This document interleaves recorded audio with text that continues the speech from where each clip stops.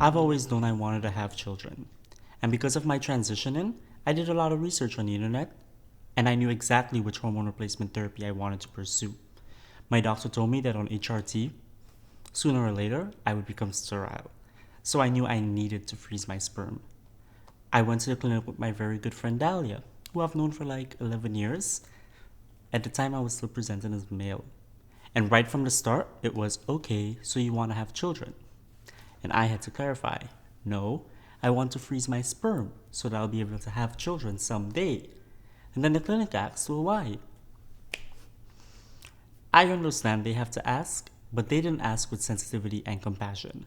They didn't even try to understand the situation from my perspective. And that doctor acted more like a sales rep than a doctor, to be completely honest with you. Once he found out that Dahlia was not my partner, he automatically assumed she was to be my surrogate. And when that wasn't the case, he just ignored her and didn't interact with her for the rest of the entire interview. He just totally ignored her.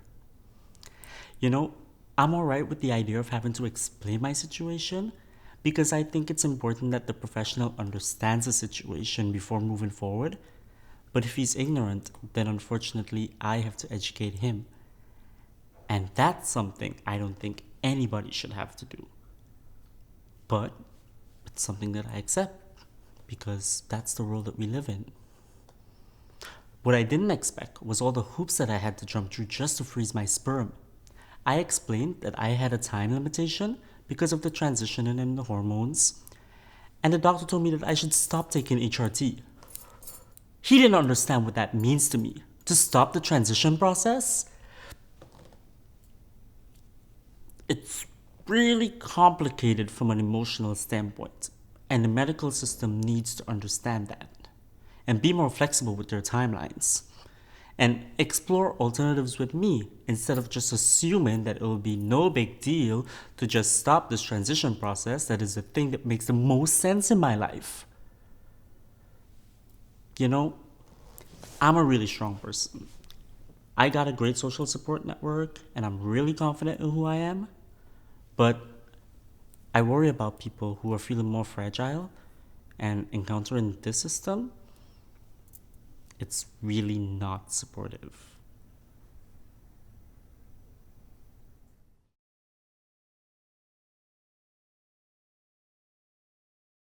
I'm really glad that was not my experience when I banked sperm.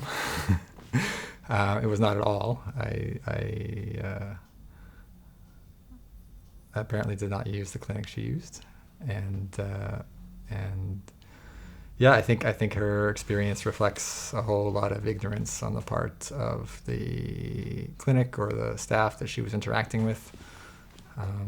Maybe this is new for those people that she was interacting with, but the need for trans women to bank sperm is important. Like, the question was simple: can I freeze my sperm? The answer should have been, of course.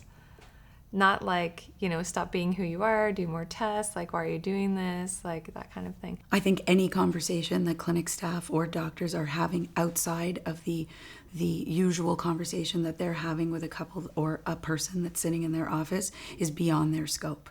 And they actually don't know or understand how to have that conversation. And interestingly, many times I felt like I was sitting in someone's office and thinking, this is really not a professional issue that you have. It's really a personal, like, human issue. She knew what she needed in terms of her transition, and to have a fertility doctor suggest that putting that transition on hold, like, it's pretty insensitive and not, the doctor didn't take the time to maybe assess the entire situation. Yeah. So that was certainly a lack of individualized care, for sure. Regardless of where you're coming from in the clinic situation, when you want to have a child and you meet a barrier of any kind, it's an emotional vulnerability.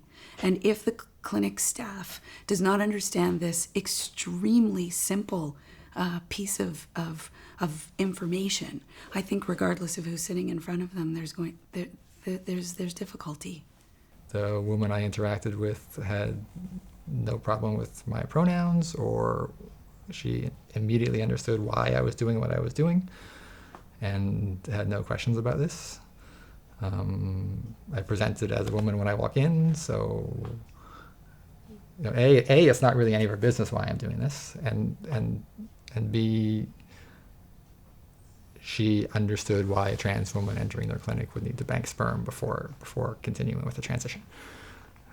This was not new information to her.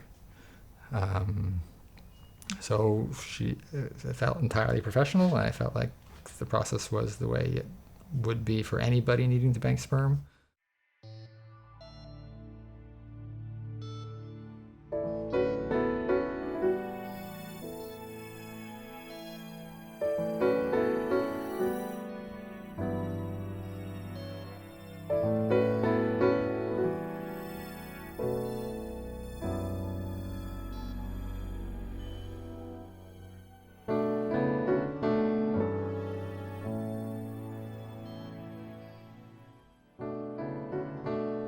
I want to be treated like the next person. Equal, you know? Not being pathologized or looked down upon. I want to be in a place that recognizes me as human, not like something is wrong with me. Make it more geographically accessible. Financial accessibility. OHIP should be covering assisted reproduction. Don't assume I'm infertile. Don't assume I have a wife. Don't assume I have a husband. Please just don't make any assumptions. Please just don't make any assumptions. Please just don't make any assumptions. Please just don't make any assumptions. Let us tell you who we consider part of our family. Be honest about what you don't know. Ask us questions in a respectful manner. And listen to our answers. Learn about how queer families have children. How about some gender-neutral washrooms? Address systemic barriers. This is one of the most important moments in our lives. Celebrate with us. Celebrate with us. Celebrate with us.